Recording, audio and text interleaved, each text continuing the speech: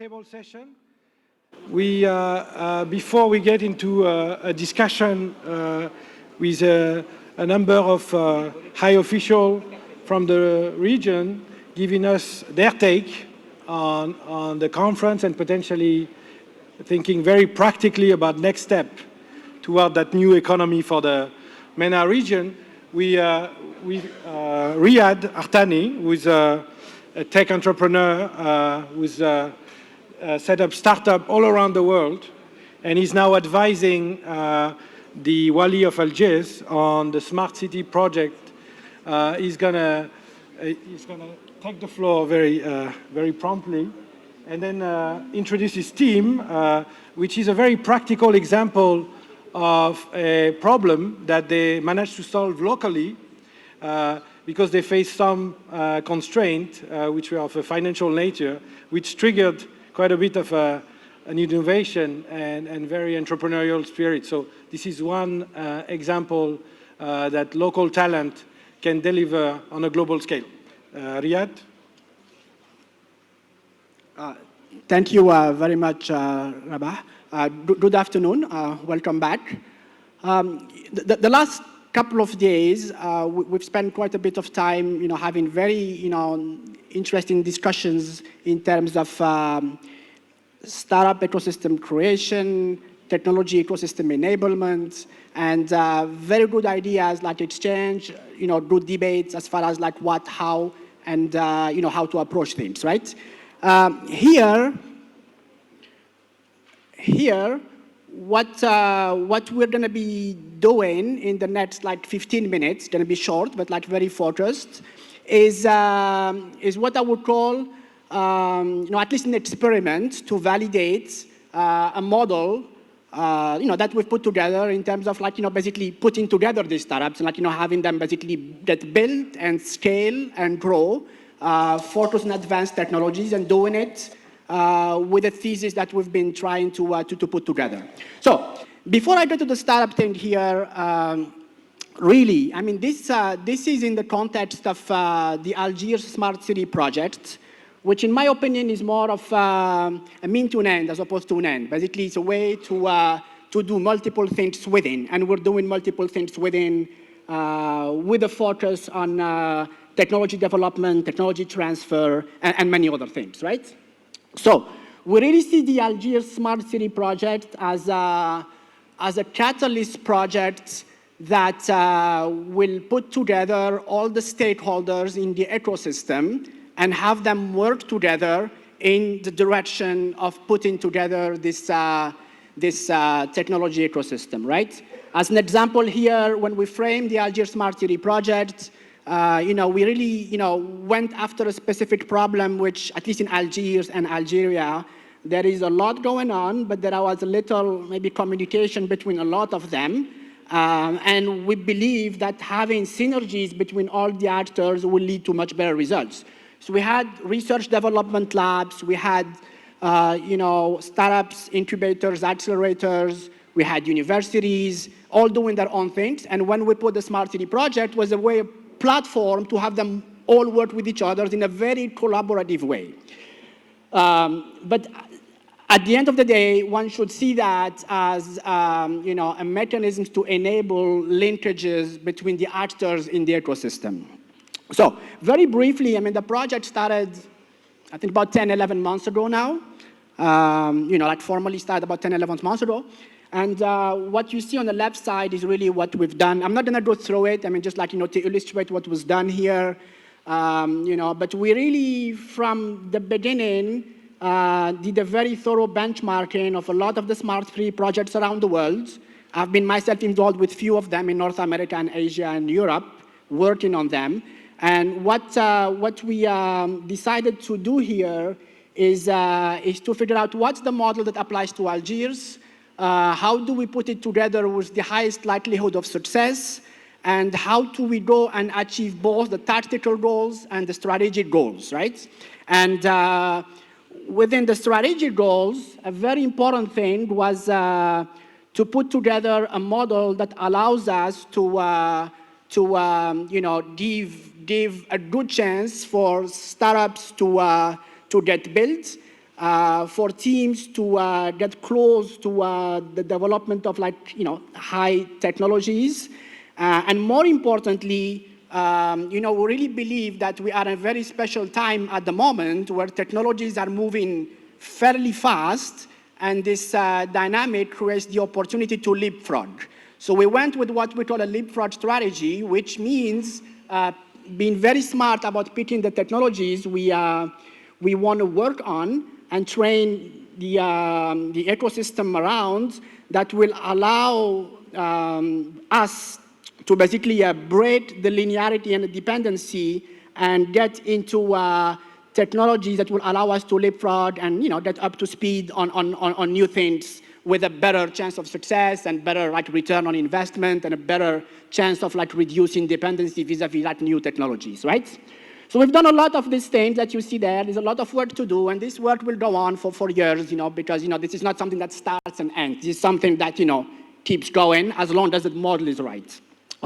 We looked at it from different angles. Actually, we put a couple of papers that were presented, and they will get presented again, very soon, that lay out the thesis of how to put together a federating project, like the Smart City project, and have it seen as a catalyst to develop things. And within those things, we have the development of a technology startup ecosystem, right?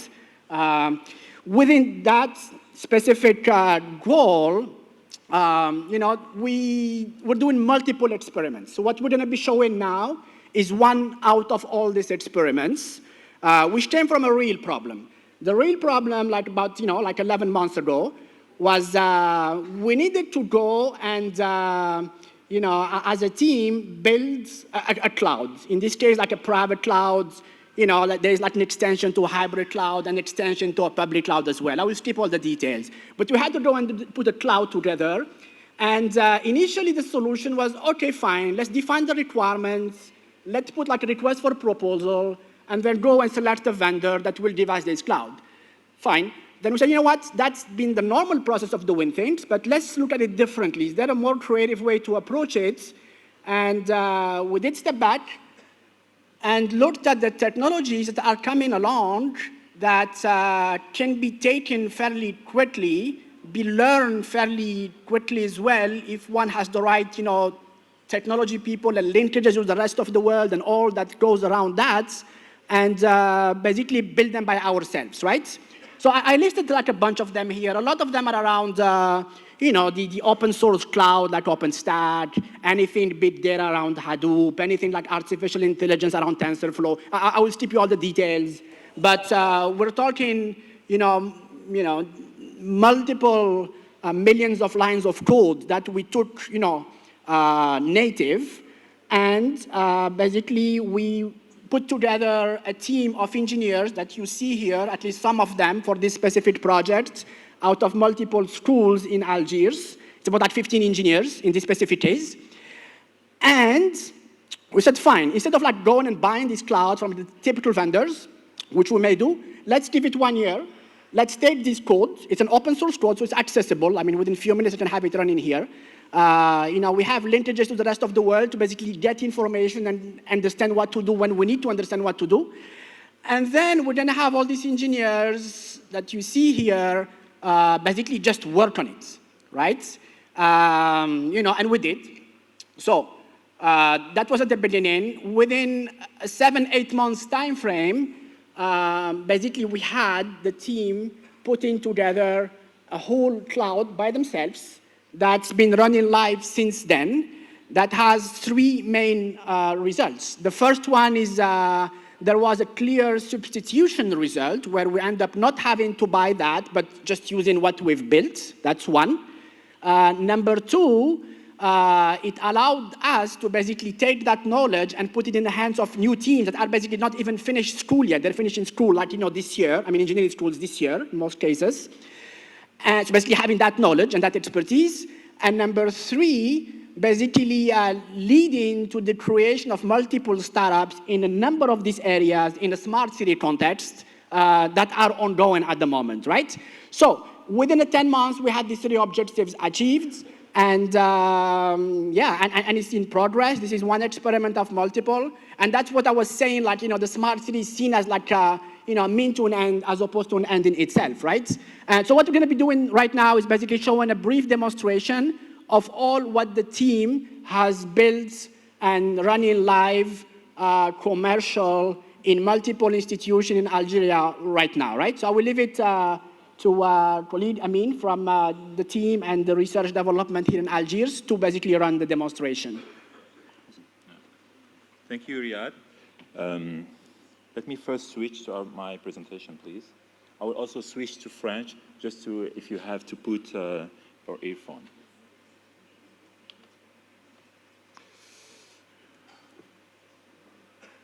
So,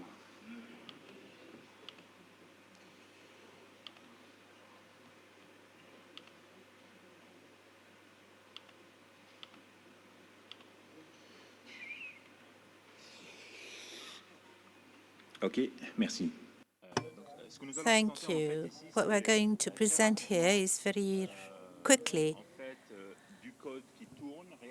code that exists here in Algeria, taken as a basis or open source tools. The work has been carried out jointly among several schools here in Algiers and research centers such as CDTA. So what we try to do is to set up the architecture of the platform that is supposed to host all the smart city platform of Algiers. The smart city is a city that captures information and gives back new information with added value to make the difference. So this is a cloud, an Algerian cloud, that is hosted in the Advanced Technology Center that will host all the tools on a new platform in line with these new technologies. So on the platform, the cloud is hosted in the Advanced Technology Center. It started as a private cloud, and then it is migrating into public cloud gradually and according to the interest lent by the users. So to go quickly and not to waste too much time, I move on to the smart city platform. It has been developed as part of Barcelona Smart City, which was an open source code, and that we adopt and adapted for the city of Algiers. On the platform, we have a cloud that hosts everything, smart city platform that will collect the data, organize the data, and in parallel, we have the brain of the city that is a big data cluster of AI. And on this cluster, all the computations on this cluster, all the computations will be made. So the entire tools that we're using are open source tools that we adopt and improve gradually according to the Ce que nous context. allons voir ici, What we're going to c'est see here exactement is donc precisely la plateforme IoT, the un stylo, IoT grosso modo, platform, la base de données IoT d'échange network, the data d'échange, un cluster exchange big data platform, a et big un data ensemble d'outils annexes qui peuvent cluster, aussi and alimenter, related tools that le can cluster big data. Donc on peut parler feed de serveurs the big data cluster. We can talk qu'on appelle un about GIS géographique, centre GIS de processing workflow et server, toute source de workflow données and externe automation peut process, and any être other data, insérée external data source that can be included dans le système. in the Très system. rapidement, la plateforme de Very démo que nous allons quickly, the montrer, c'est une demo plateforme qui tourne sur le platform cloud, is qui on a the en face donc une cloud, machine is related to the Sensilo qui cloud tourne sur le cloud, with the qui comporte des Sensilo bases de données machine MySQL, MongoDB et with Redis pour l'échange de données. Nous avons des réseaux internes et externes internal and provisionnés sur le external cloud et un networks cluster big data and a big data avec une base de données cluster with a NoSQL, une base de database données série temporelle et une visualisation. Le tout géré and par un cluster Zookeeper. the Donc je whole m'excuse pour les with the détails s'il y en a Zookeeper trop, mais server. I apologize rapidement for ça va these être possible. details. Donc ce qu'on va montrer So this is comme démonstration, c'est des this capteurs qui vont en demonstrations fait is générer de la about donnée, qui sont captors that situés will un peu generate de data façon that virtuelle are sur la ville located d'Alger, virtually sur on quelques the points city of sensibles de la ville Algiers, d'Alger, qui vont faire on remonter des sensitive données vers des places in gateways, Algiers, and give des éléments data to intermédiaires, qui gateways, vont faire eux aussi which remonter la will donnée vers une base de données send d'échange the qui va servir data en to fait de an tampon inter-exchange entre, database, which will be a comment buffer dire, les zone générateurs de la between donnée the et les data consommateurs generator de données. and the data À partir de consumers. là, nous Then, passons sur le from cluster then, Big Data we et move on to sur the une big data visualisation en cluster temps réel. and a Donc visualization in là, je vais real devoir time. poser le... donc, ce que nous allons voir rapidement, What we're going to see very c'est... quickly, donc, est-ce que je suis sur... OK. Donc, ce que nous voyons ici, en fait, c'est le cloud. what we see here is the Si on va cloud. faire une petite overview, en fait. Donc ça, c'est la page, si vous voulez, This is d'administration du cloud. Donc ce que nous voyons, the par exemple, en ce moment, c'est administration qu'il y page a of the cloud. What you 140 see here machines, is that grosso we modo, have qui sont en train de tourner sur 140 le cloud. machines that Nous are avons working on the des cloud. ressources de calcul de We CPU qui sont have provisionnées, du disque, resources, de la RAM. computations, Du disks, réseau, and c'est memory. fondamentalement It les is ressources, basically, these are basically élémentaires the dont a besoin elementary tout système informatique resources pour marcher. required by Donc la any base computer du system stockage, du to calcul et du réseau. operate. Et nous pouvons en fait faire And ça we de can façon do très so agile, très flexible, in qui a very puisse en flexible fait manner s'adapter au that mieux can aux be, that besoins du client. can fit at the best to the interests of Nous the allons consumer or identifier the rapidement en customer. fait les instances qui nous And concernent et qui we will supportent la plateforme. identify the bodies that concern us. Donc ce que vous voyez ici en So fait what you c'est see des here lignes et chaque are ligne lines, and c'est un each ordinateur. line is a computer. Et en fait, chaque ordinateur, And il a une each adresse computer IP has an qu'on IP peut address that s'identifier. can Il be a un gabarit, ce identified. qu'on appelle le flavor. It Il a une has a clé, une flavor, a key par key laquelle on peut through accéder which et une we zone can de have disponibilité. access and Et an donc, availability ici, il y a autant zone. d'ordinateurs So we que de have as lignes much qui apparaissent computers here sur l'écran. as Et en fait, parmi toutes ces much lignes, lines. un sous-ensemble de ces And we ordinateurs have a forme le subset cluster sur of lequel these tournent computers that form the cluster on les which services que nous allons the vous montrer. services that we are going to show you operate. Alors, je reviens à ma présentation. I'm going back to my Ok. presentation. Donc, nous y allons. Donc, ce que je vous montre ici, en fait, c'est la plateforme. What you see here c'est passé par tous les filtres. Désolé, hein. Voilà. En fait, ça, c'est un peu. Alors, pour ceux qui ne connaissent pas, c'est la grande poste d'Alger hein, qui se place This sur is la place centrale the Grand d'Alger. Post, the post office of Donc, Algiers. ça, c'est la page d'accueil un peu It is de la plateforme qui va être en fait les oreilles the de toutes les données qui remontent vers la first page plateforme. of Donc sur the cette platform. plateforme, On this platform, on pointe en fait une carte we géographique have de a Google map, a sur geographical laquelle on va map of placer en Google, fait des on capteurs which qui we vont will pouvoir place faire captors remonter or l'information. detectors, Donc à titre sensors, d'exemple, As an example, this is a sensor at the Grand Poste that will show the temperature sur la place de la Grande Poste. Donc, directement, on peut aller, donc ça c'est un test.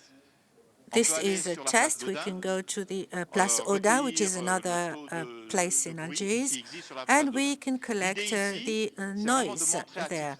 The idea here is to give an example of what is the use of this tool. We can have as many sensors as we wish, and then collect data where we can classify the data and process the data on the big data platform.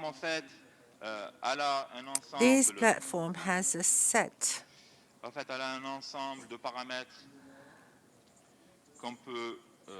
parameters that we can display, we can see, and what you can see here is a set or a group of active sensors that are providing the information or sending the information. We can see the number of requests processed, some 12 million requests, the requests per second, and the users, and we can follow in real time any change in activity, or, if you will, or any change that occur in the city.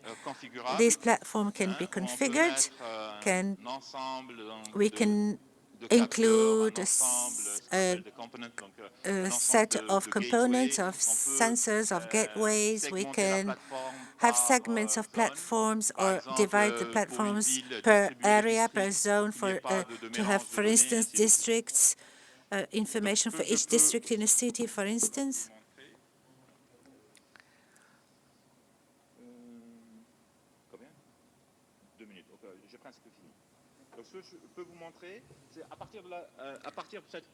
So, from this platform, donc à partir de cette plateforme, les données sont envoyées vers la plateforme the data are sent to the big data platform and the artificial intelligence, and then they are sent to a database to classify and archive the information, and then we can have, from this database, we can directly collect the data on la taille de l'archivage qu'on veut mettre. Donc si on veut retourner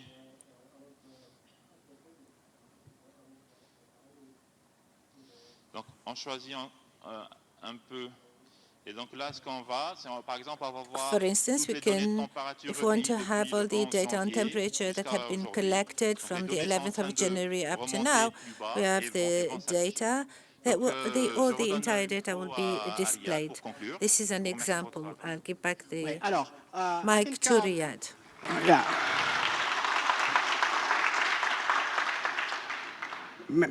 Before finishing, a couple of things very important to summarize. Number one is, all this work been done by all the students here, and it's been done in a very short time frame, and with a very clear return on investment, given what we're planning to do before that. That's one. And number two, what's very important is that things like this would have probably been very difficult to do 3, 4, 5 years ago. Having access to all this open source and these technologies and linkages to the world and running them would have been almost impossible. It is possible today. So we see that as the opportunity as far as how to bring in technology and build things around it and create startups around it. And there's a startup created, and there's a few others coming up, right? Before finishing, I want to have all the students basically just their name and their school and introduce themselves. Bonjour tout le monde. Voilà, je vais vous présenter. Good morning to you all. I'm going to introduce to you the team of Smart City. The students come from various universities. There are 3 main different universities, and I will introduce them one by one. Bonjour. Good afternoon. I'm Bilal, and from the University of Algiers, Youssef Ben Khadda,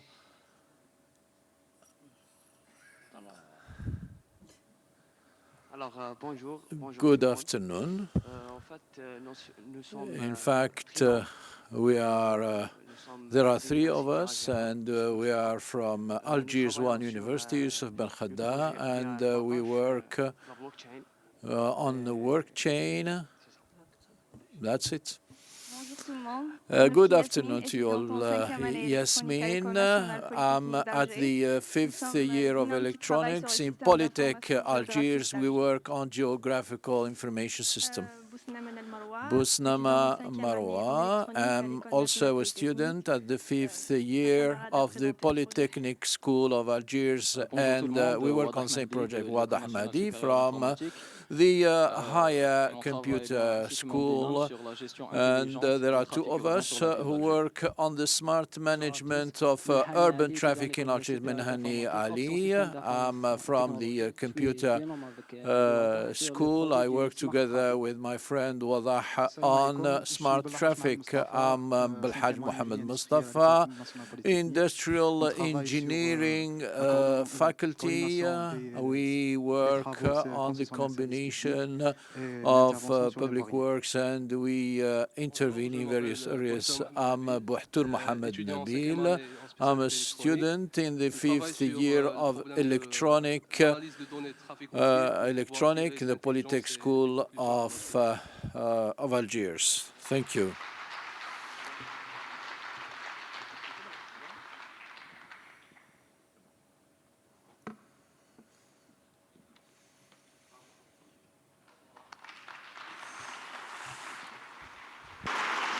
Bravo, bravo, mesdames et messieurs. C'est toujours très frustrant puisque it is quite frustrating, ladies and gentlemen. We would have wished that this session lasts longer, and this is a very important project, and these are students from the university, from Algerian universities, and I hope that we will have the opportunity of seeing them and follow up their projects. And this is not only confined to this smart city, but touches upon other projects. And I hope that this session has been enriching for us all.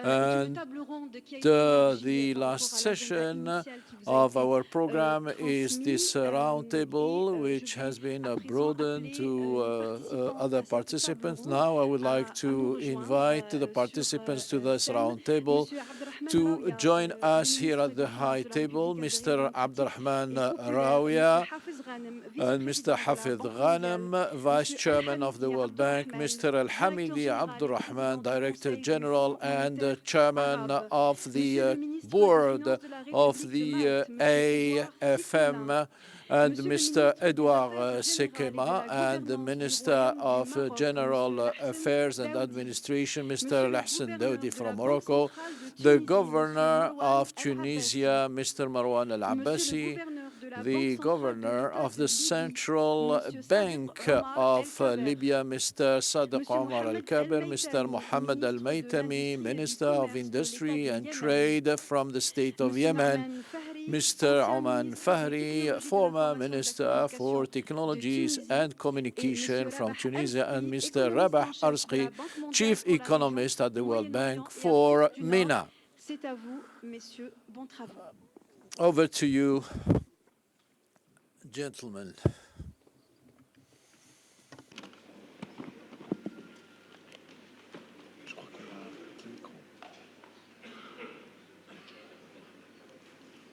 You have to mic them.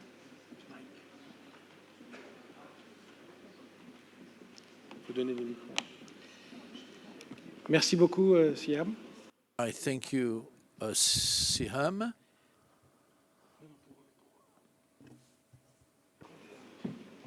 Tout le monde doit avoir un mic portable ou flottant. Ils ont déjà? Ah d'accord, c'est bon. Ok, bah, merci.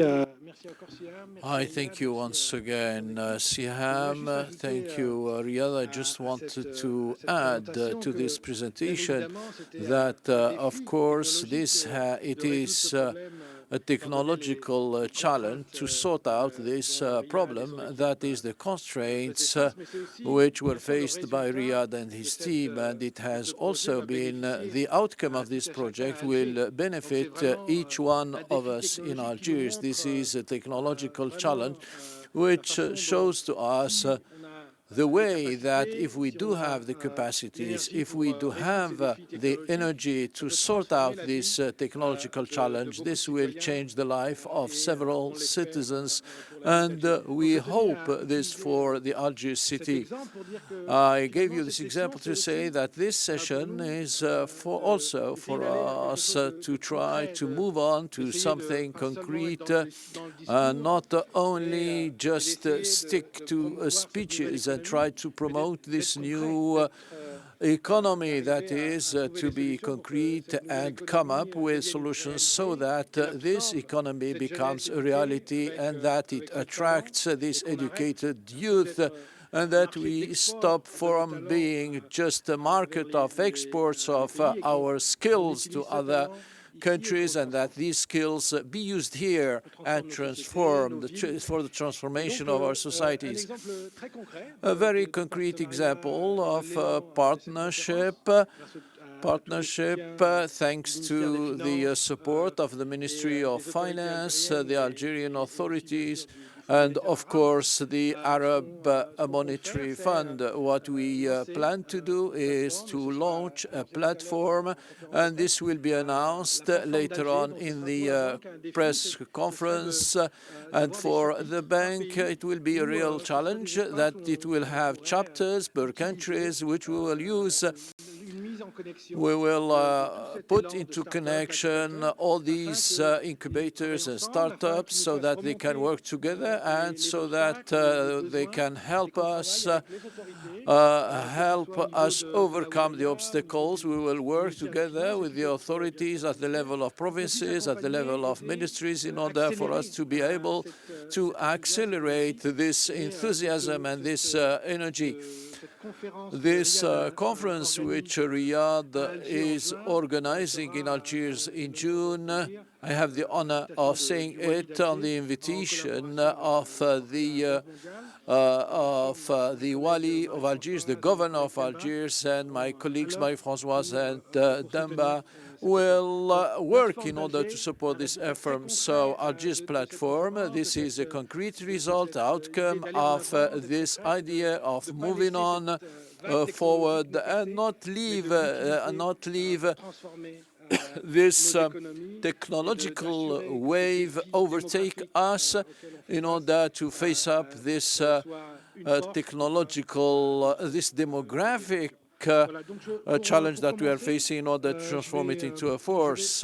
Without any delay, I will start with a quotation of Robert Solow, the Nobel Prize winner, who is the author of the growth theories, who is saying that we see computers all around. We do not see them in the productivity statistics, and very often when we talk to officials, they'll tell us, yes, good, the sector of technology is very important, but what is the impact in terms of employment, in terms of productivity? Indeed, economists find it difficult to draw from these statistics effects, tangible and concrete effects. It's simply because these computers are all around. They have transformed all the aspects of our professional and personal lives, and at the end of the day, it's very difficult to extract them from the statistic because we cannot measure them.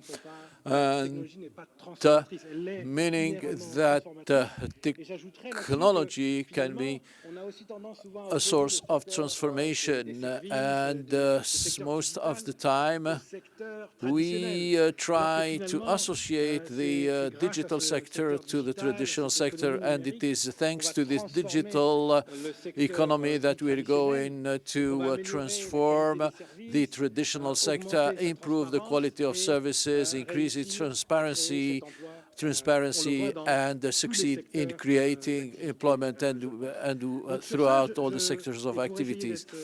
And in order to remain concrete, and once again, this comes from my friend Riyad, a concrete action is to break this isolation, this idea of being isolated from this world wave which is going through the global economy and this technological transformation, to transform this external wave into something domestic and internal, which will help us create employment and see to it that we come to a better society. We must break this isolation, this idea of putting together or putting in relation this national platform and put all this energy into networking will be a concrete element in order to be able to change the present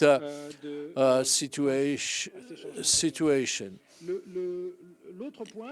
The other point, and then I will open the floor for the panelists, is of course the issues related to education. And here Kamran was telling us that we have to rethink the university, which means that to rethink, reconsider the curricula concretely, to rethink the university. This is what Riyad and his team are trying to show. That is, come up with concrete problems and use students, involve them in solving these problems and putting them in contact with mentors, either local or international mentors, and finally teach them how to solve these problems. And finally, in these universities, create spaces for incubation and for startups, means changing the future of the university system by seeing to it that this university system, which trains very often, which provides a general training, becomes more specific and more focused, and see to it that the university becomes a space of meeting, of encounter between the public and the private sectors, and which will lead to the transformation of the university. And we will have the opportunity later on to speak about things that are taking place here and there. Finance, of course, there has been much talk about payment systems and the difficulty sometimes for this digital economy, traditional economy, which needs to be broadened. We have spoken about the difficulty of having access to modern payment systems, which would allow the acceleration of the quality of services. So this is something that comes out very clearly from the discussion that we have had, to have a financing system which would be in the service of the economy, which would accomplish its missions, as Professor Steinbeck was saying. And of course, reconsider the physical aspect of this infrastructure, telecom and internet, and that it is necessary to try to understand how, by buying this technology which comes from abroad, that by buying this technology, that we should not only transfer the technology but also transfer the know-how. Here there is an element of capacity, the capacity of countries to identify what their needs are and try to take advantage for doing leapfrogging to the most developed technologies. It could be an opportunity, but it could turn into it could have serious consequences if we do not understand which technology we should invest in. And very concretely, from the point of view of ministries, it is important to ensure the transfer of know-how, and apart from the costly purchase of these technologies in order to achieve this leapfrog. And this will be the subject of discussions here amongst ourselves, and then we will open the floor to the audience, focusing, of course, on concrete issues, which and so that our authorities and also representatives of the IMF and the World Bank could also say. I will start with my boss, my vice president, maybe on the sector of education, but I will leave him free to touch upon other issues. Thank you. Thank you very much, Rabah. I did not expect to be the first to take the floor. It's much easier to be the last to take the floor, actually. Well, I would like to speak to 4 points with your permission. The first one is the conclusion I've drawn from this meeting. The first conclusion is the importance of this new economy, the importance of digital economy. On the one hand, we have seen, and as we saw this morning, how this technology is changing radically, transforming agriculture. I was really interested in this theme. It was really interesting what we saw this morning, how the agriculture is changing. We knew already that industry was changing, that services were changing. So this is really the future. And it is important that we be aware of these such changes. The second conclusion is when I go through all the presentations, I think of the presentations, and I'll be frank here, it seems to me that we are really lagging behind in comparison to the rest of the world. When I compare where we stand in the Arab world, in the Arab countries, compared to what's happening in Europe, what's happening in India, in China, we are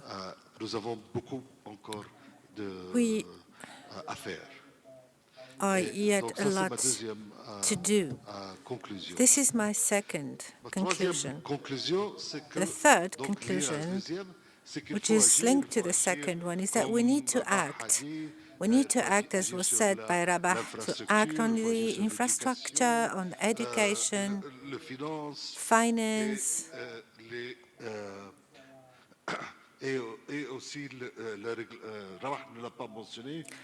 and as well the regulations, the regulatory framework. We need also to act on this. This was my third conclusion, that is, we need to act. We cannot just remain in silos in comparison to the rest of the world. The fourth conclusion, and this was also mentioned by Rabah, it is very important for us to work on a regional perspective. The regional cooperation is extremely important in this respect. We've heard of ideas concerning the embarking on regional projects, regional interconnectivity, but I think that the idea of creating the Algiers platform that would be a regional platform where the youth in all our countries can be interconnected, compare their experiences and experiments. This would be a very good experience, and this would be a concrete outcome of this conference, of this meeting. Thank you, Rabah. Merci, Rabah. Thank you, Rabah. Thank you, Vice President. For me, these 2 working days that we spent together enabled me to be more aware of all these stakes. On these three themes, youth, technology, and finance in the field of growth and employment during the coming years, we will have to create in our region some 10 millions of jobs in order to control our demographic growth, and the digital sector will be a magnificent opportunity to enrich and improve our respective economies. It is true that we are confident that our youth are our best asset in face of such challenges. Our youth has no complex in face of globalization. They should not adapt to it. They have no complex about it, about this globalization, as I said. And they are integrated into it. This is what we note, what we notice every day, the increasing share of the use of computers and in our daily life. The issues of technology, the digital divide, etc., are being debated. For most of them have been resolved, but what is left for us is to reinforce the necessary tools to transform the new digital use into growth and employment. To be able to materialize such objectives, our public policies should aim at enabling our youth to express their creativity and their talent through three important thrusts. The first one is we need to maintain a bold modernization strategy of our infrastructure and reinforcing the local storing capacities in partnership with the major actors of the digital industry to fast-track the innovative efforts by simplifying the measures to create startups and facilitating their financing, which was one of the aims of the seminar, and the rapid deployment of the dematerialized mode of payments in order to reach the optimum levels of security. Of course, at the regional level, the creation of this Algiers platform will be one of the best examples of it. I thank you very much.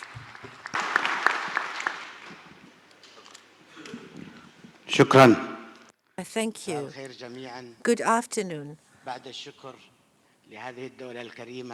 I'd like to extend my thanks to the Republic of Algeria for the gracious hospitality, and I would like to thank you also for being patient or for remaining with us for the second working day, which would embolden us in convening other such meetings and seminars. And my impression is that it was a very positive seminar, and the issues that have been debated are very topical.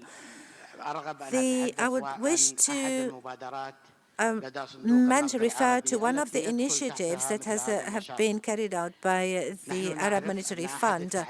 We know that one of the challenges faced by all Arab countries which are members of the Arab Monetary Fund is the challenge of unemployment, especially the youth unemployment. Therefore, one of the initiatives taken by the Arab Monetary Fund in cooperation with several institutions, including institutions present here, such as the World Bank, is the initiative of the financial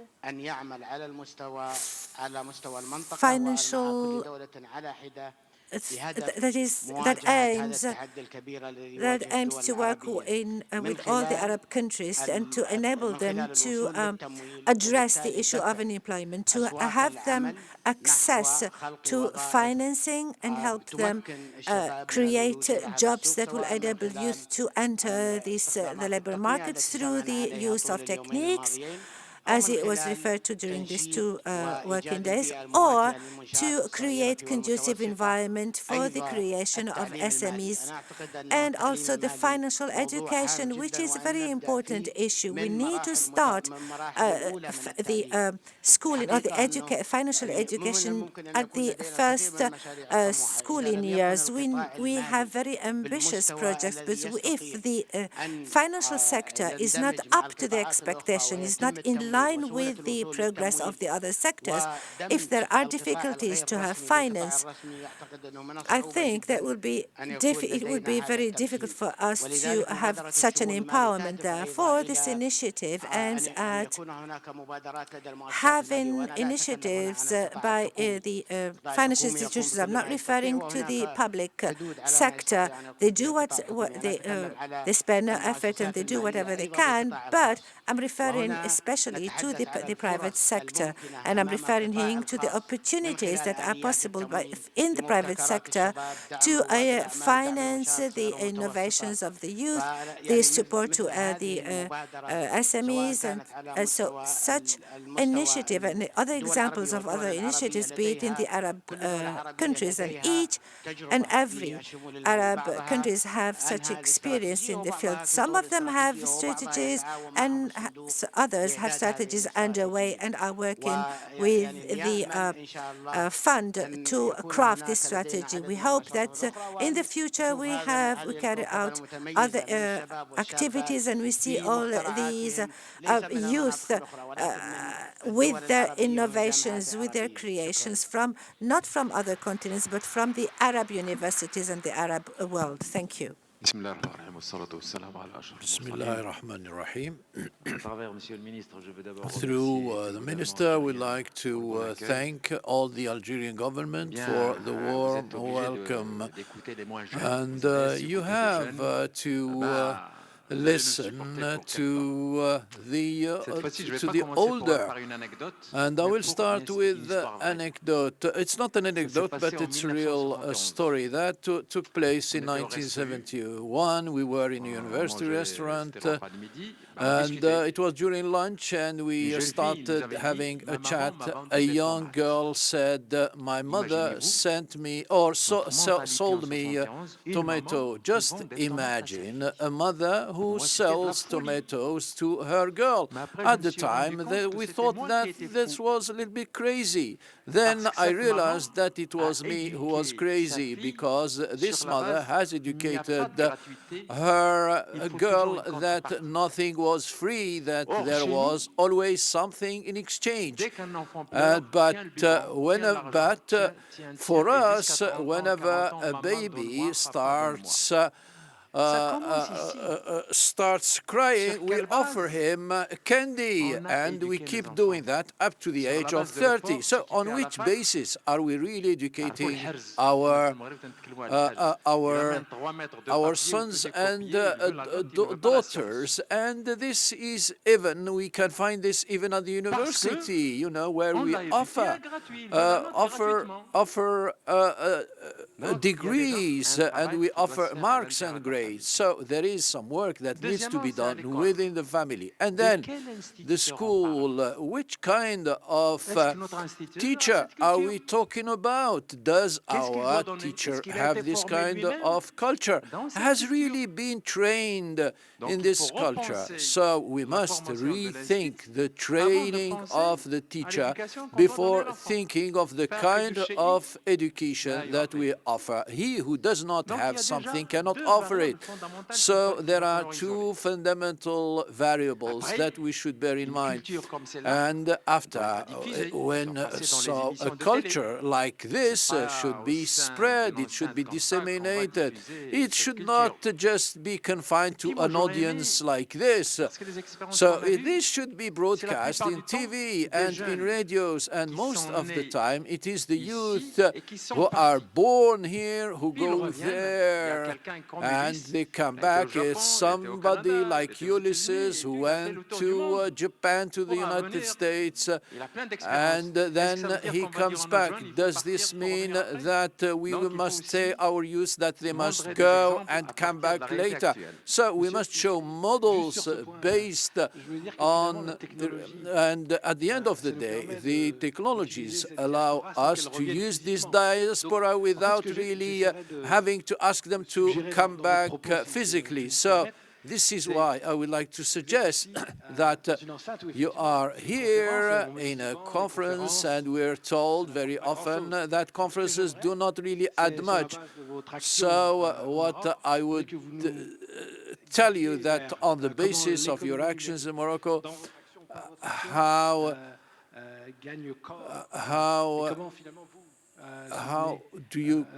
you support this youth? Yeah, I'm coming to that.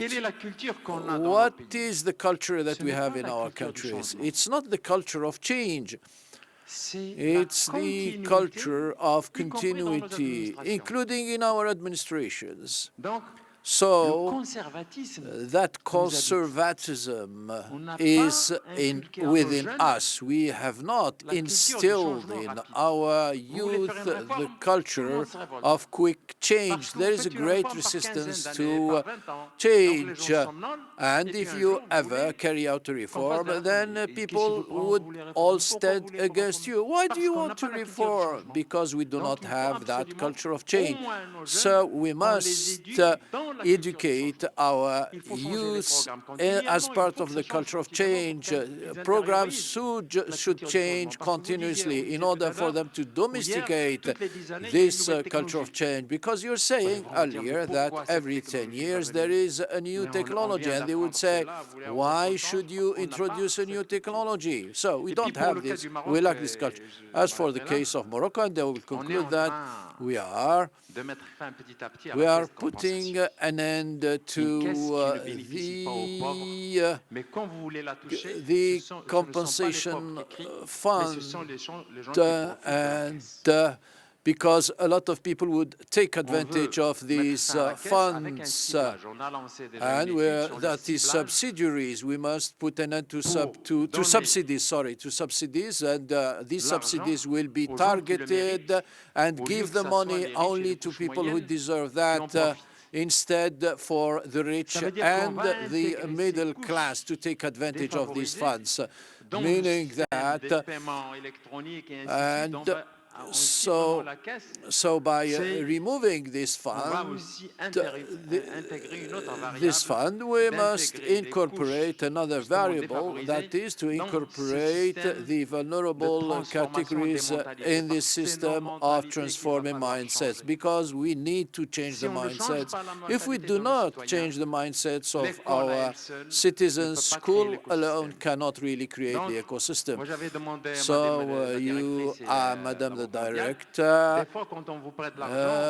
from the World Bank, whenever we borrow money from the World Bank, and we do really do it in Morocco, and so we can get a loan, from the World Bank just to set up a TV in order which would aim at changing the mentalities, the mindsets. Thank you.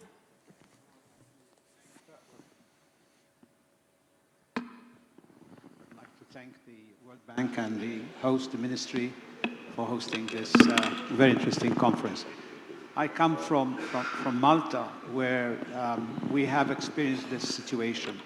Now we're in a position where youth unemployment is the lowest in the European Union out of 28 countries, where the 90% of digital companies in the iGaming industry are all located in Malta, where Binance, the biggest blockchain fintech exchange, has announced by Bloomberg that it's moving to Malta.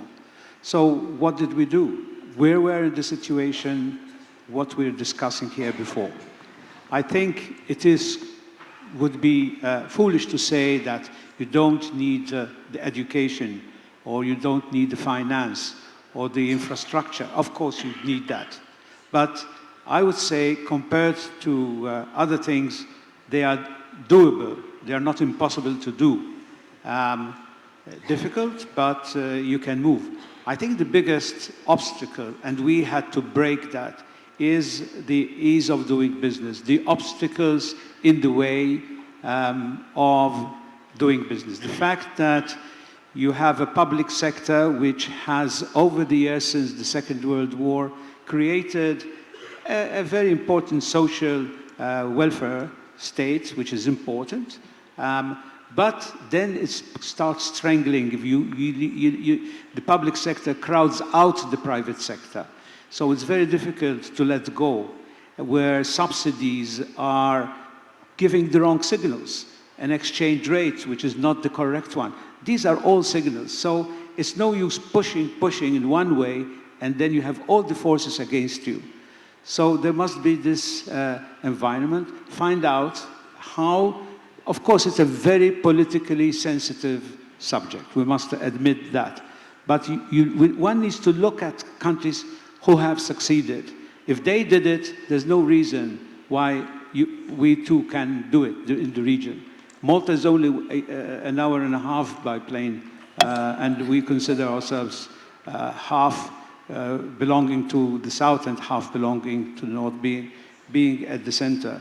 So the issue also is about the regulator. Where we succeeded with iGaming is to create a regulatory authority different from the MFSA, different from the central bank, a specific regulator which understands the topic, which understands the entrepreneur, which has a rigorous regulatory framework, but at the same time enabling it. Now, Malta is announcing the first blockchain authority. And again, it's not the government being so smart and wise. We had to listen to the biggest entrepreneurs coming from China, from Hong Kong, from all over the world.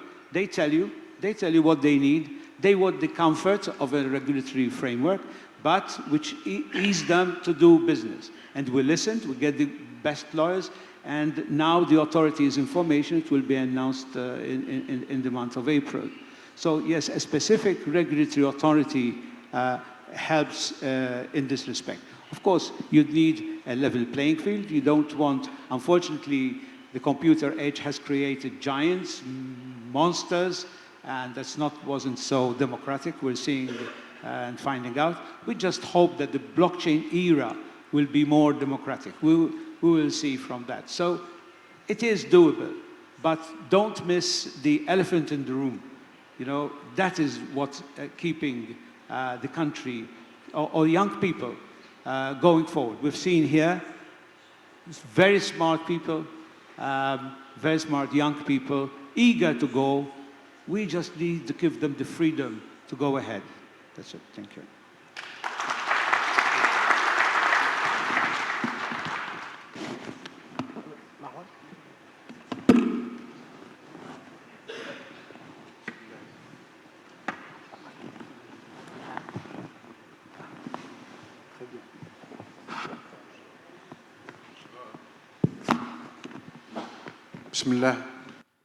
Bismillah.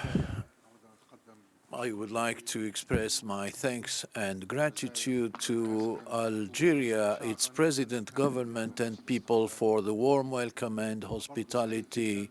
And I'm very delighted, very delighted that Algeria is attaching a particular importance to this theme in cooperation with other parties which are closely related to this topic. I will be brief, and I would like to share our experience with you in Libya. We, as the state of Libya, consider ourselves as probably the weakest link as compared to our neighbors. We have tried to initiate an initiative and try to keep abreast with the modern technology. But in fact, we have focused on four main areas which have hindered our advance, our progress because the education system in Libya does not really keep abreast with the global vision. The second is the problem with the regulatory framework. We are trying to implement a system which is not governed by any laws. The third issue has to do with the media and the way that they deal with the changes that are taking place in the world. So we're trying to endeavor and benefit from the experiences of other countries and wish full success to your conference. Thank you.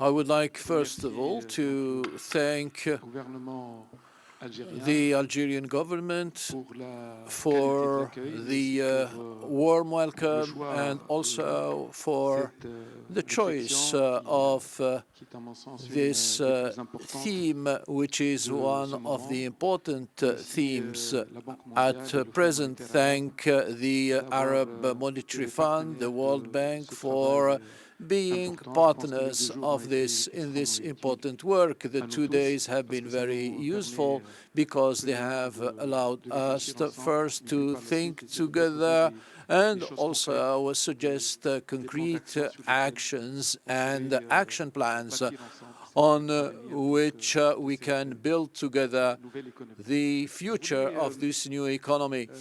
I will not put on the cap of the governor of the central bank, but I think that one of the constraints that we are facing today and which we are trying to sort out is this informal aspect of the economy, which goes through cash payment, and this is a real problem. And this money is not only and this money circulates not only inside the country, but also outside the country, and this issue was discussed at length. And even in terms of security, I see that these issues of digitalization and blockchain can really or will allow us to sort out these problems, problems of security and also tracking down this money. I think that there are a lot of things that we can do together on this issue, but I would like to get back to something which is more important. Our friend, His Excellency, Minister from Morocco, has told us an anecdote. I will tell you another small anecdote. 2 years ago, there was a summit in Tunisia, the famous summit on investment. I was part of a session on education, and there were a lot of investors, a lot of financial people, and there was a young man whose name is Yahya, who is 18 years old, who has taken the floor. He has taken the floor without any permission, and he said, "I need to speak to you and tell you what I'm doing on education." So Yahya, 18 years old, he had just had his A-levels, and so he said, "I'm not going to register at the university. I'm going to waste 1 year."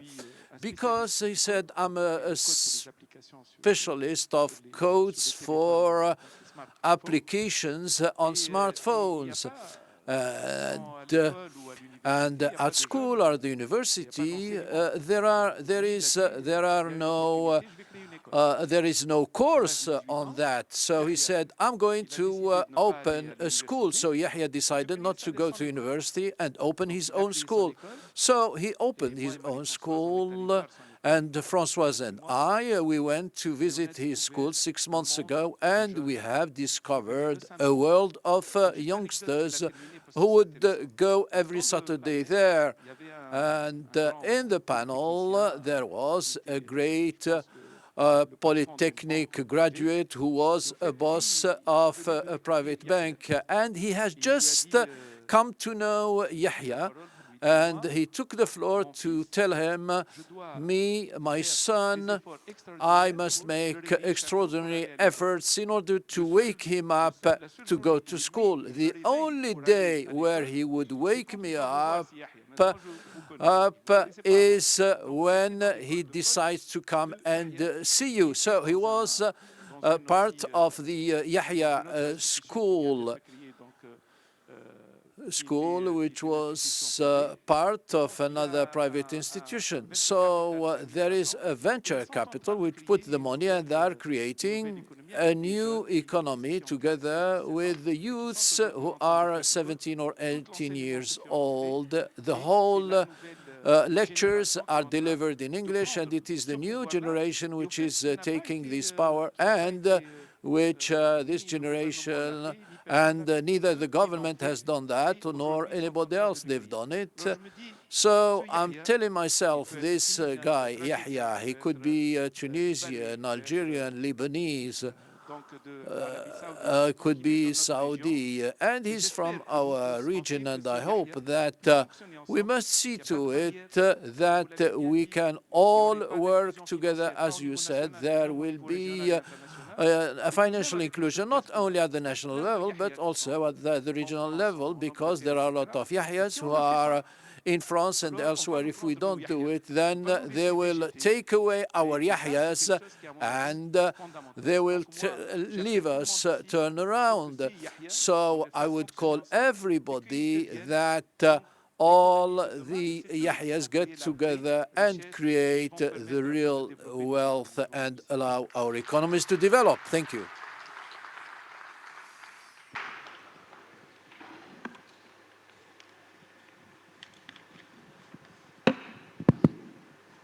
السلام عليكم ورحمة الله. في البداية أنا أعتذر جدا. First of all, I apologize to the Honorable Minister and to all of you because I had a meeting, a side meeting that was important. First of all, I'd like to thank the Algerian government and the Algerian people for the gracious hospitality and the warm welcome for us Yemen, precisely. I'm from Yemen, Minister of Industry and Trade,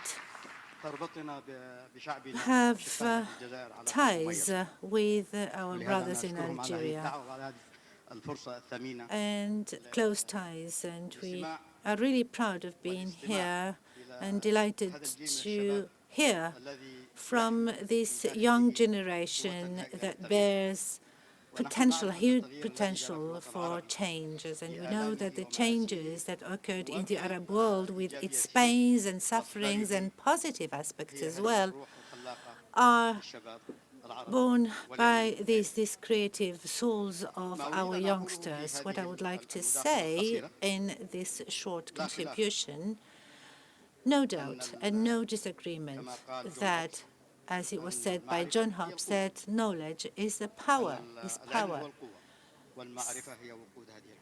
and knowledge is the fuel of this power. And since the human being bears this power, if there is no social and political environment that is conducive to unleash this potential, it might turn to be obstacles and hurdles in any societies. The example of Yemen and even our brothers in Libya and other Arab countries also, when the youth had launched this spirit of change, they have encountered hostile forces, and as was said by my brother in Libya, we in Yemen, we are in a weak link when it comes to change, but we are confident that the change is coming because we have a huge young potential, or potential of youth.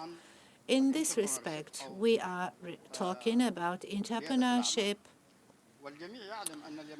And you all know that Yemenis, even throughout history and even presently, are leaders, are pioneers in business. And all the leaders in business have created many institutions and companies in all Arab countries, Indonesia, Malaysia, Qatar, Emirates, Saudi Arabia, in Africa, and even in the US, but in their own homeland, in their own country.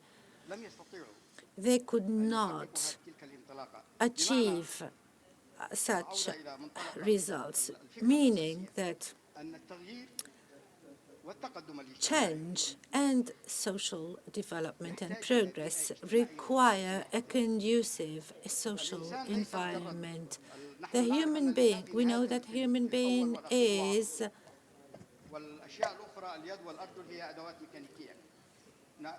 basically made of the brain. We have 1 billion neurons in our brain, and the brain is the fundamental aspect of any human being, therefore. But this human brain is not only some kind of technological layers that you can fuel with powers. If there is no institutional or social environment conducive to unleash this brain and to free it from any political pressures, it would become an obstacle and a hurdle to this very society. Therefore, during these 2 working days where we heard about the role of the youth in change, we see that the youth can play a major role if they are supported and helped by the institutions and the financial support. And it behoves on us as politicians to ensure this environment to our youth for them to succeed the changes in the Arab world. Thank you.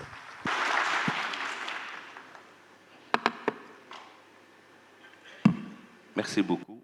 Thank you very much. Now, I know why Mr. Rabah invited me to this roundtable. Honorable Minister, I thank you very much for the hospitality. Your Excellency, the Vice President of the World Bank and the President of the Arab Monetary Fund, thank you very much for these working days. It is really fantastic to see officials today from Libya, from Tunisia, Algeria, Morocco, and our brothers and friends from Yemen. If I focus on North Africa, may I add Malta. Malta, that looks at the North Africa from Europe and looking to Europe from North Africa. So economically speaking, it is part of our ecosystem.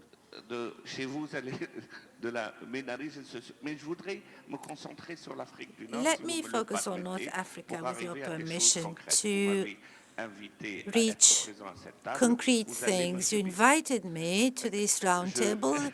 You will just bear with me. I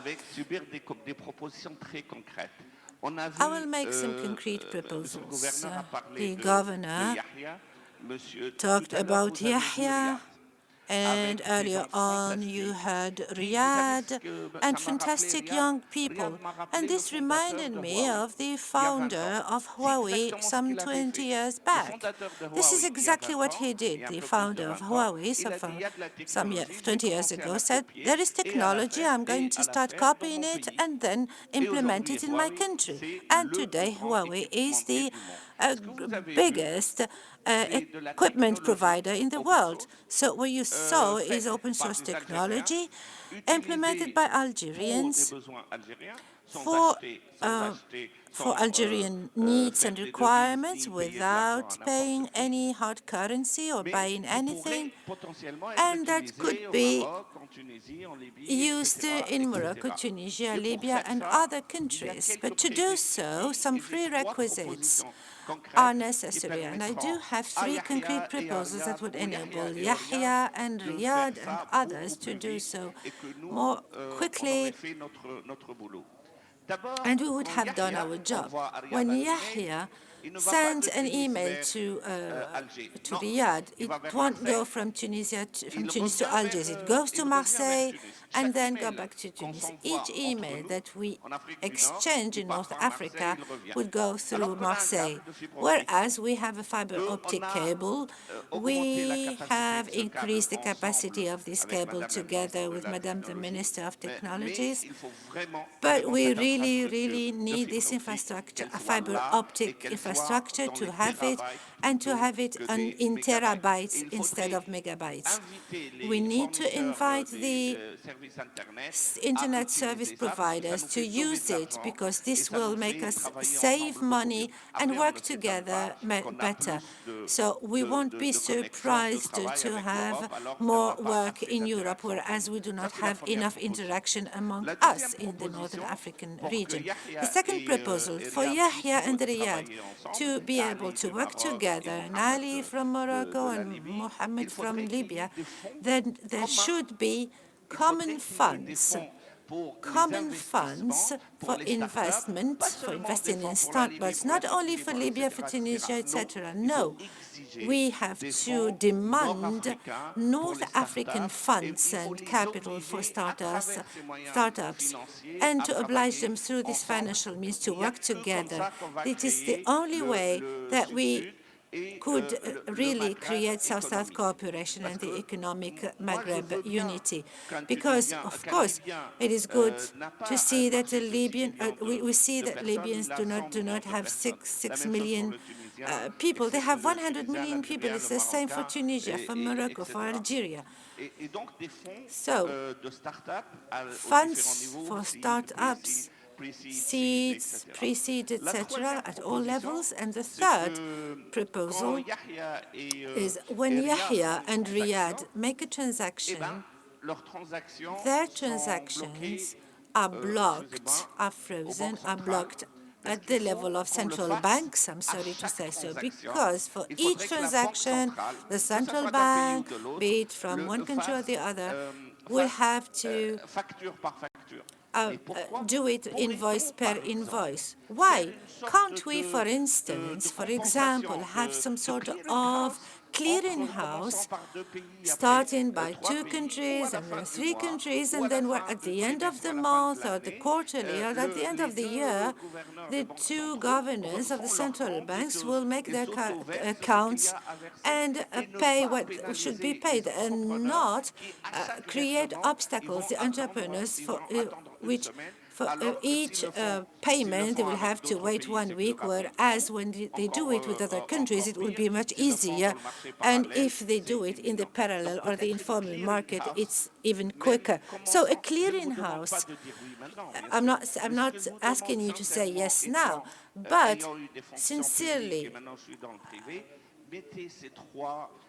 please just put these 3 proposals into considerations. First, the physical connection among the countries. 2, Maghrebian funds and clearinghouse among the central banks in order to expedite the trade among the countries, and especially when it comes to this new economy. Thank you. Merci beaucoup pour. Thank you very much for your contributions. If there is no other remark right away among the panelists, I would like to say a word to try to sum up.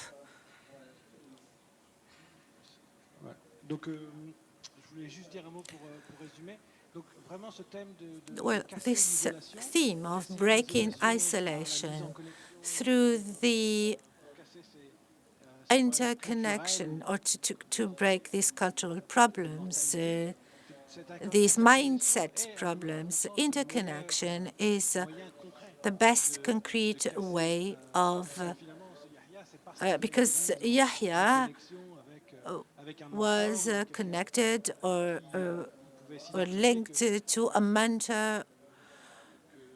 This what helped him. So, break the isolation, the physical isolation of telecoms between the countries in remote areas, among the countries to avoid this digital gap and the payment system interconnectivity among the countries also, and inside the countries as well is important. To start to open the discussion with the floor, yesterday Mustafa Nabi touched on this. We talked about the informal sector. The informal sector is so wide in our economies, and these technological changes wake us up in the change of regulations. A driver from Karim or Uber will need a statute, a different status. We need to rethink these regulations on the status of a driver of Uber or Karim. And this might be useful for us to understand in what extent the informal sector may become formal, may become normal. And the suggestion of Mustafa was to stop thinking as in a Bismarckian perspective, but to see this formal aspect just around the employment, but to have minimal coverage on the healthcare, on the retirement and pension, but not around the jobs only. This approach, that is to rethink regulations for the new economy, can enable to include these new inputs, these new workers of this new economy, and maybe to also normalize the informal sector. On these issues of regulations, maybe we can hear from the participants. And the other aspect, it was on the discussion that we had with Kamran. I will give him the floor, if possible, on this, on tomorrow's university, on the University of Future. We talk of rethinking the curricula, but maybe concretely, how can we introduce this new economy into the schools, into the universities? And it would be desirable, to my opinion, to include these new entrepreneurs in tomorrow's schools to make it develop. May we give the floor to Mr. Cameron, and then I will open the floor to discussions for short inputs, and then we go back to the panel. Well, since we are talking about concrete steps, we talked about Yahyas, and I totally agree with you. As I travel around the region, I see so many Yahyas, and when I say so many, really, I'm talking about not one or two, but hundreds and thousands and tens of thousands. And if Yahyas are so good that they go and create their own University of Future because they believe that is what is needed, why shouldn't we help them with funding? Because Dr. Ziad showed the students which are so talented in here. I just asked him if within his students they had each a few $1,000s to get what they learned from Smart City into a project, how many new companies could be created and how many new jobs would be created. So as part of concrete actions, there are 7 honorable ministers on the stage. Can I have a commitment from each one of you in your own country that if you don't know, I will help you find the Yahyas in your country, and you give me a commitment to give them $1 million for each one of those Yahyas in your country within the next 12 months. Let's create $1 million micro fund for each one of the Yahyas in your country. 1 Yahya per country, 12 months. That $1 million, I help find that Yahya, if you don't know them or her already, and let's help her take that $1 million and make 100 investments, each investment $10,000. to create 100 new companies, and each company hires 5 to 10 young people who don't have jobs. That's 5 to 10,000 jobs in high tech. I'll make the commitment to come and help you find those Yahyas. If you make the commitment, and I want to hear from each one of you, join this new approach to help create the innovation economy in your country. I'm waiting. Which one of you is going to raise his hand? Which one of you is raising his hand? I want concrete actions. Okay, I already heard from... Thank you, sir. I make a commitment to come to Libya and help you with finding your Yahyas and create jobs there. Who else? Merci. Who else? I want to see some courage. If there were, I guarantee you, if there were 7 women sitting there, every single one of them would raise their hand because women care about the children. Where is some courage? Come on. Who else? They're coming. Give them some time. Come on. So just on that point, taking this very seriously, again, we talked about funds of funds and a fund for the region. I'm taking this very seriously. So at lunch, we discussed the law of unicorn, the idea that in approaching startup or incubator, we need to target the many and not be selecting a few. So I really take that point that indeed being inclusive in giving a chance to startup at a very large scale and casting a very wide net is the way to go. So this gives me the great honor to give the floor to Xavier, who is the regional director for IFC, and in fact is our private arm.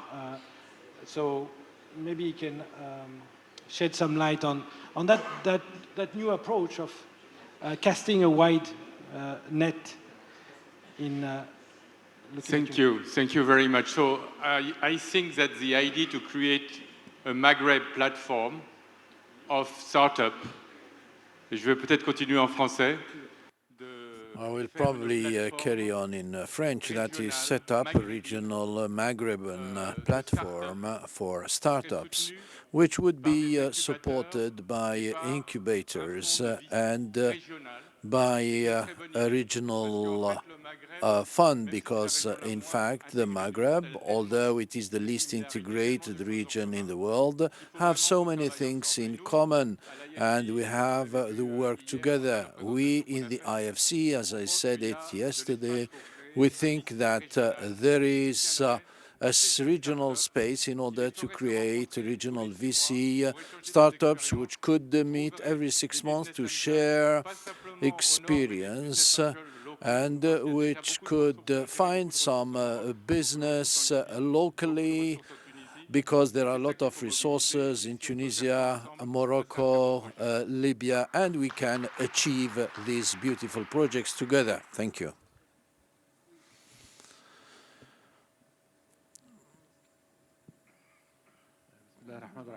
Bismillah ar-Rahman ar-Rahim. In the name of Allah, I'm Mahmoud Abu Al-Uyun. I'm the economic advisor for the AMF in Kuwait.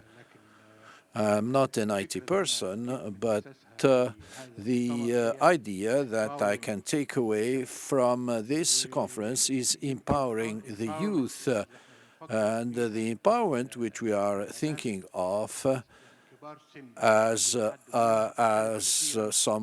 old people are probably different from the ideas of the youth. This is why what was presented now in the panel on the role of governments in empowering the youth is the most important element as concerns the issue at hand.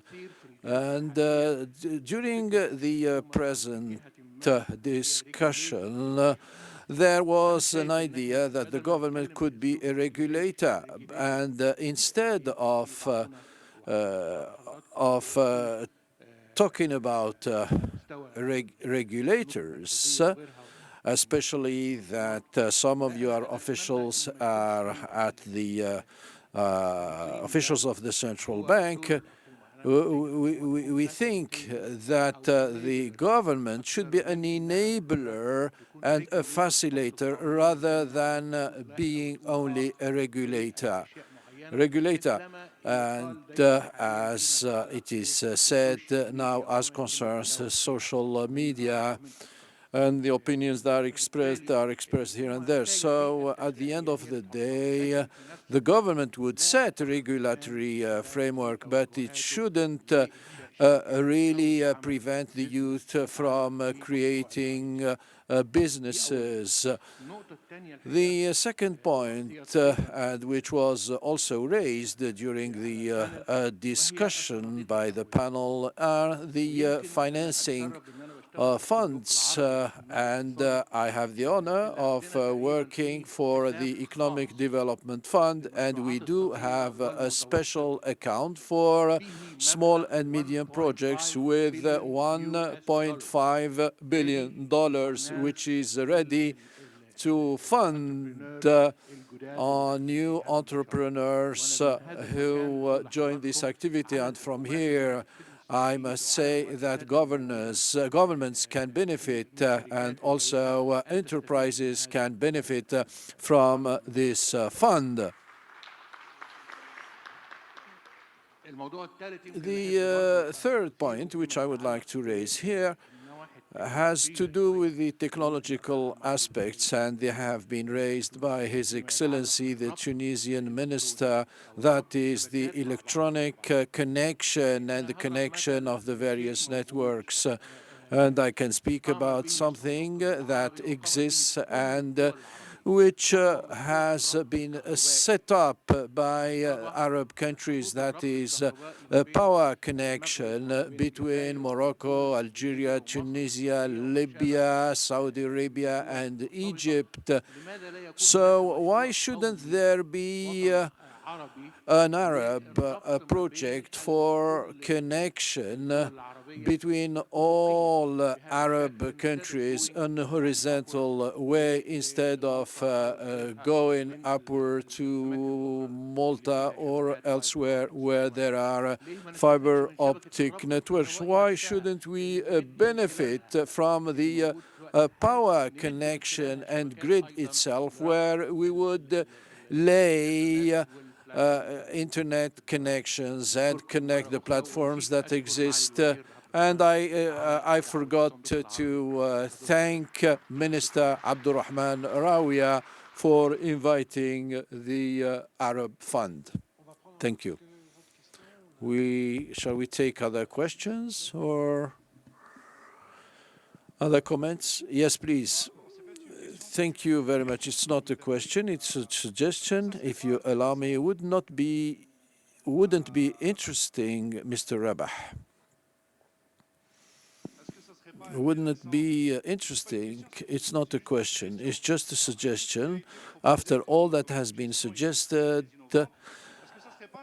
in terms of innovation, wouldn't it be interesting to hear the youngsters that we saw earlier in order to share with us their constraints and also tell us what would they like us to do for them? This is a suggestion. I agree.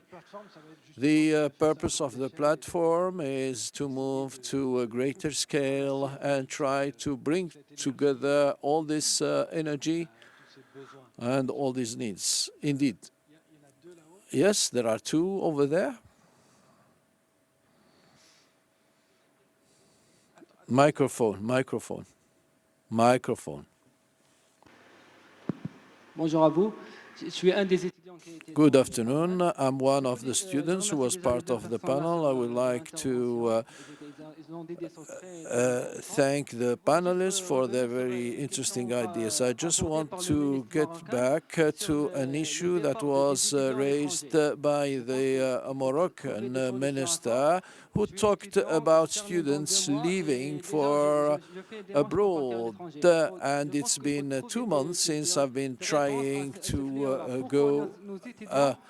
Why our students are trying to go abroad? And I think that we should take this as a priority and sort out this problem instead of I think that among the priority issues that need to be examined is why Algerian students, and this applies to Moroccan and Tunisian students, why are these students trying to go abroad?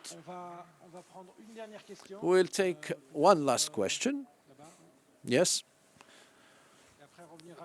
And then get back to the panel if they have anything to add. Thank you. Thank you, Mr. Rabah. I do represent the chambers of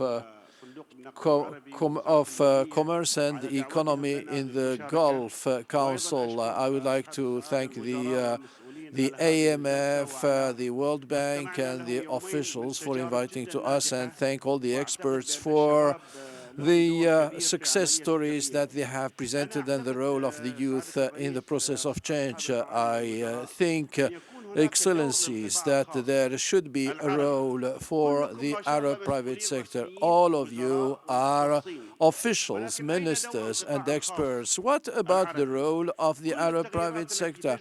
All the changes that are taking place in the world are done on the basis of initiatives by the private sector. His Excellency, the Minister of Commerce and Industry from Minister, has spoken about Yemenites who do succeed abroad but do not succeed in their own countries because of the absence of the private sector, the role of the private sector. So I would request that a special focus be placed on the role of the private sector. Mr. Abul Ainain has said that this fund has $2 billion. We in our center have made a lot of initiatives that have not been taken into account. Thank you. I thank you. The role of the private sector. All the conference was dedicated to the presence of the private sector. I will probably ask the panelists once again. I'd like to explain what was asked by Cameron.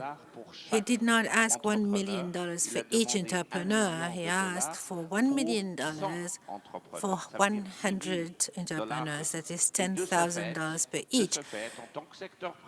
Therefore, as private sector, as Tunisian private sector, as you know, we started this, and we will do so, and I will confirm that we will do so in the private sector, because this is what is done. Anyway, we need to expedite the process only. Thank you.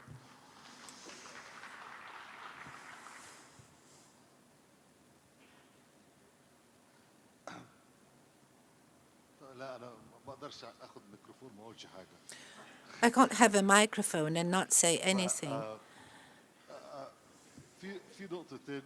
Two important points that have been said,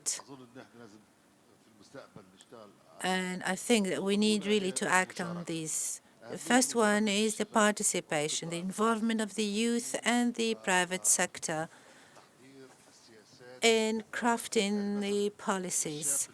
The young man who said that all our young people would like to go abroad and have their studies abroad. We need to know why they want to go abroad and what we can do to make sure that these potential remain in our country. Same story for the private sector. We cannot, as experts, remain in our offices. We cannot find the solutions. The solutions are with the young people in the private sectors, and the platform that we have been talking about and that I wish will be successful, we should play this role of discussing and taking the point of views of the youth and the private sector. This is the most important thing I wanted to say regarding the financing or funding $1 million for 100 students or entrepreneurs, we are ready to finance such initiatives, such projects. We are already working. I'm talking about the World Bank Group, not only the IBRD, but also the IFC.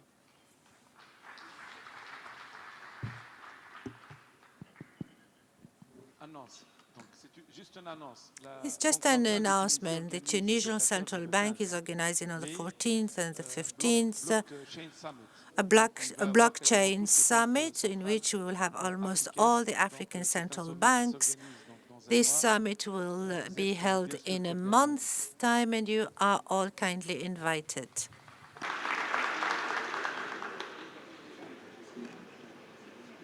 شكرا.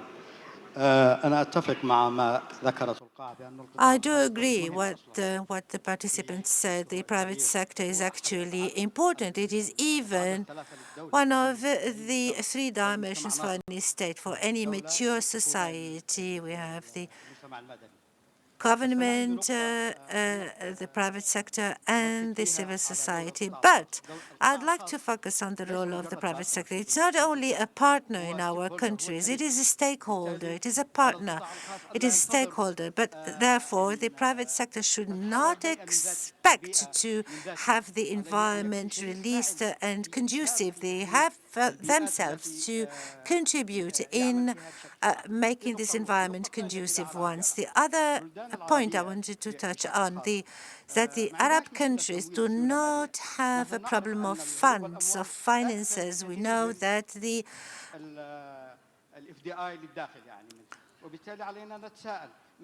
we do not have this problem of finance. So therefore, we need to wonder what makes it that this money goes outside or abroad instead of remaining within the countries to be used within the countries. Thank you.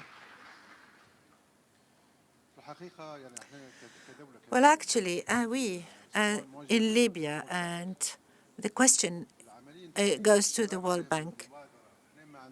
The youth have initiatives who do not have a system to be connected to this youth. Mr. Cameron gave us an example, a model, and we are ready to adopt it. We need to have criteria. We have to have ways and tools to get connected to these people, to this youth, for us to do something concretely. Thank you. I'll try and give a kind of answer to this young man who asked why our young people would like to go abroad. I was a former Minister of Education and Scientific Research. I noticed that we have 65,000 students, 33,000 of them in France, and more than 4,000 in Ukraine.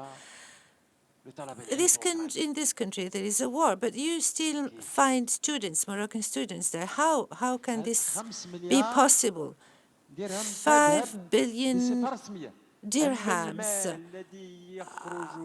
is invested officially, and not to speak about the unofficial, informal sectors. Therefore, I decided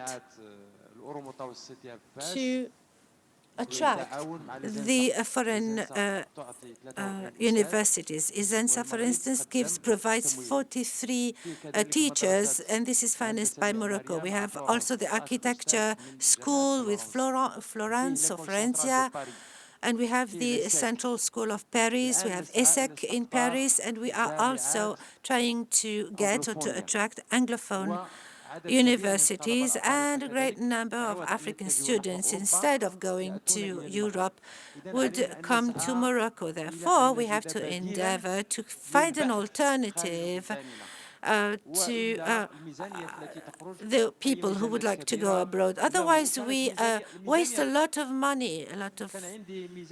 I had a budget of 9 billion dirhams as Minister of Education, and the money that is used for registration and the school fees is 5 billion. With all this money, I could have had an excellent university. Therefore, the problem is that we need to share the experiences of others, and maybe we can find alternatives. Instead of our students going to Ukraine, we can go, our students will go to the Maghrebian countries, and we can have exchanges among our universities, and we can do without other teachers. We have problems, and I'm talking about Morocco. In our universities, we only can have Moroccan teachers. So you go to Singapore, and in one university, you can have 40 nationalities of different teachers in Singapore University. If you don't have a teacher in a specialty, what can you do? This is a problem in Morocco, in the Moroccan universities. You cannot have any foreign teacher. Therefore, now what we have is that we have the private sector and private universities having foreign teachers with huge salaries, of course. Thank you.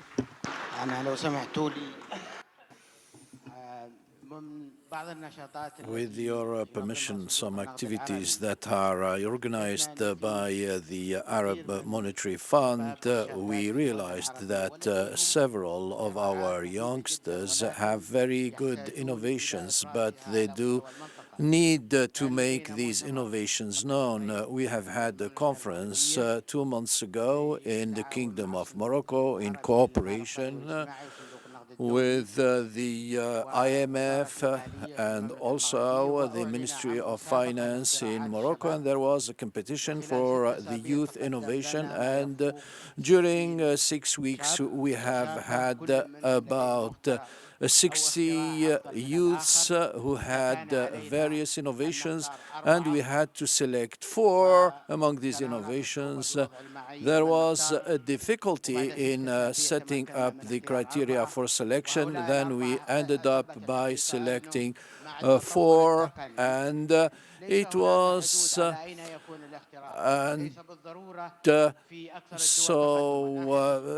innovations do not only take place in the most developed countries. These innovations can also take place in any country. So we do rely on the various institutions to play their role, including the AMF, and that such institutions organize such activities in order, and of course, these innovations, these 4 innovations, have been made known, and we hope that such initiatives and that such initiative and activities in order for us to know the capacities of innovations that we have and the potentials, but unfortunately these innovations have been used outside the country of origin. Apparently, we're heading to the conclusions. So the last word, please. The last word, and I have the privilege of saying the last words. I will not conclude entirely, but based on what we heard here from the audience, there is no doubt that the new technologies are the engine for growth. This is quite clear. We must act in an environment, in a healthy environment, and a lot of change should be introduced during this period. We're not talking here about only equipment, software, and this goes without saying. What is quite certain is that the mindsets change, and the environment should change, regulations should change as well. I think that we are all aware of this problem. Regulation or simplified regulation and procedures in order for us to move forward, and a new stage in sharing, in trade, with a total transparency in our rules. And finally, to conclude on all these aspects, I think that The issue or the main issue is trust. We should have trust in one another. That is private sector, startups, banks, all the sectors that are involved in the development of countries should have mutual trust among themselves in the region, in the continent, and in this moving world, wherever the person is. If the person wants to do good, he or she can. Thank you.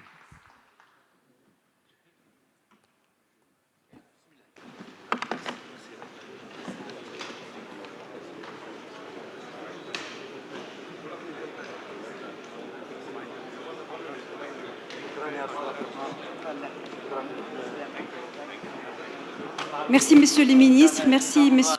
Thank you, honorable ministers. Thank you, governors, the vice president, the director, and the president of the AMF. Thank you very much for having been here with us. And we hope to see you soon, and we hope this was an interesting seminar for you. I'd like to invite our friends from the media to remain in the room. We will have the Minister of Finance, the Vice President of the World Bank.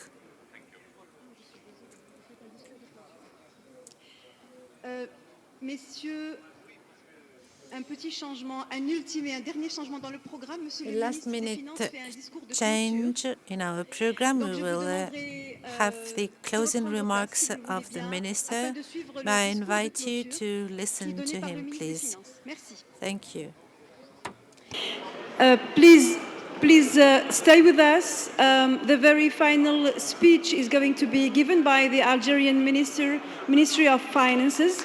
So thank you to stay with us for the final allocution. Thank you.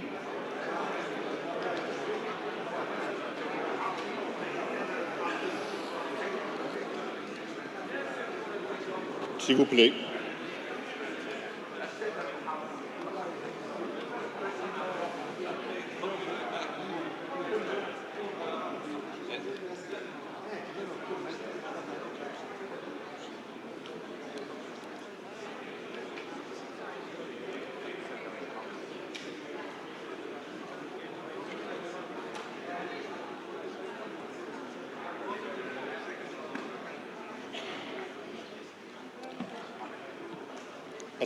أصحاب المعالي والسعادة. Your Excellencies,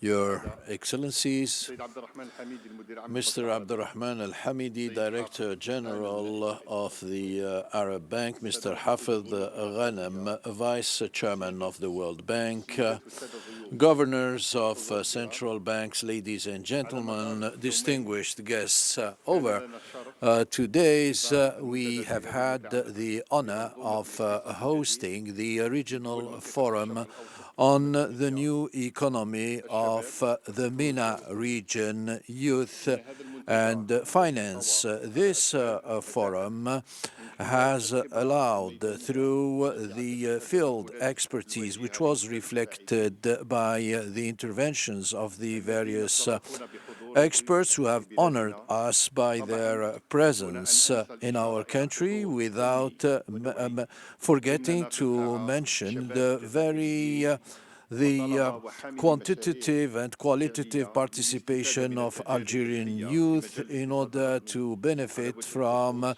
the experiences and the expertise in new economy. These proceedings have focused on the concerns of our countries. This is a reflection a reflection of the importance that we attach to this issue, and this is testified by the patronage that was granted by His Excellency, the President of the Republic, Mr. Abdelaziz Bouteflika. And also, this attachment is reflected through our preparation to materialize the opportunities for investment in this area, which will pave the way before an important section of our society, as it was referred to by His Excellency the Prime Minister yesterday, and the intensification of labor opportunities through the diversification of our economy, especially because of the challenges that are imposed by the present circumstances, which encourage us to overcome our focusing on hydrocarbons. We are quite aware that investment in new economy should lead us to the changing of the university curricula and the introducing of digitalization, and also the improvement of doing business, and also the help of SMEs and SMIs in the area of innovation, and also gender equality. All these themes, which represent the concerns of MENA, are a platform which call on the need of setting up economic policies which would help us overcome the difficulties and obstacles which the youth are facing. We hope that the conclusions and the proposals that have emanated from the proceedings of this forum will have a good echo in order for them to be materialized. At the end, I would like to express my thanks and gratitude to all the participants in this forum, experts, project holders, and the officials who have been very keen on sharing with us their experiences and their proposals on the theme of this forum. I would like to thank Mr. Hafez Ghanem, Vice President of the World Bank, and Abdurrahman Al-Hamidi, Chairman of the IMF, and their various institutions and their efforts for the organization of this forum. I would like also to express my thanks and gratitude to all those who have contributed directly or indirectly to the organization of this forum, and wish a very pleasant stay for our guests, and wish them a very good flight back home. Thank you. Flight back home. Thank you.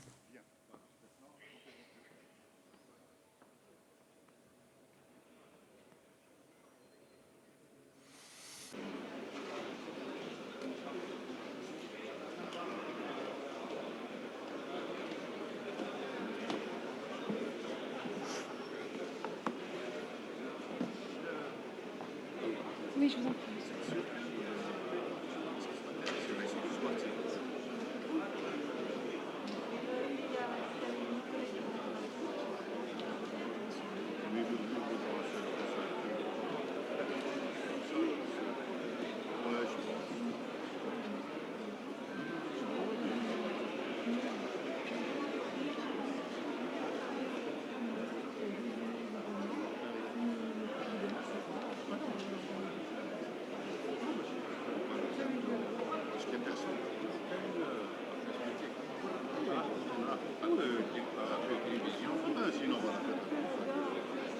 صخير monsieur le ministre.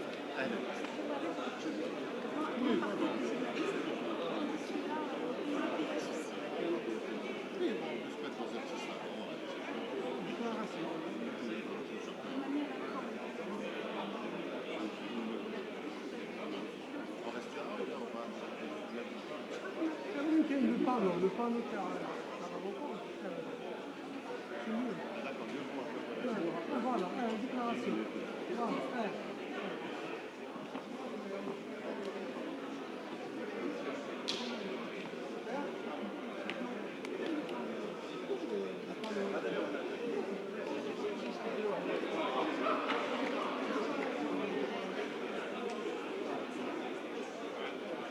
Aziz.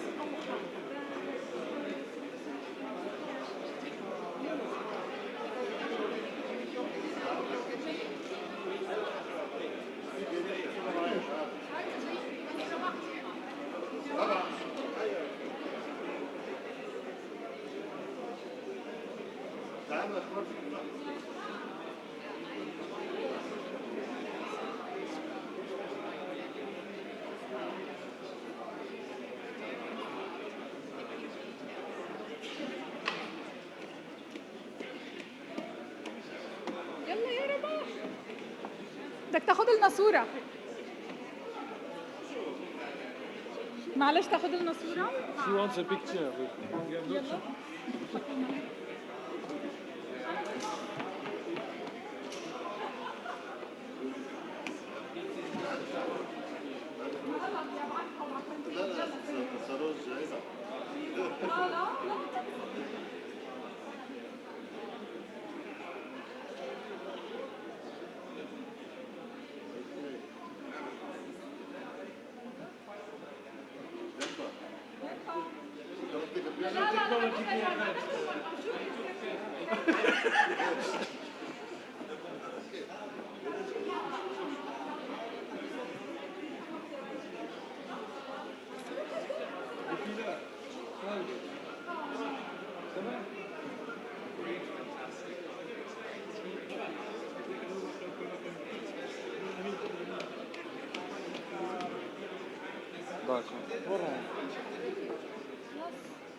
Là, c'est bon.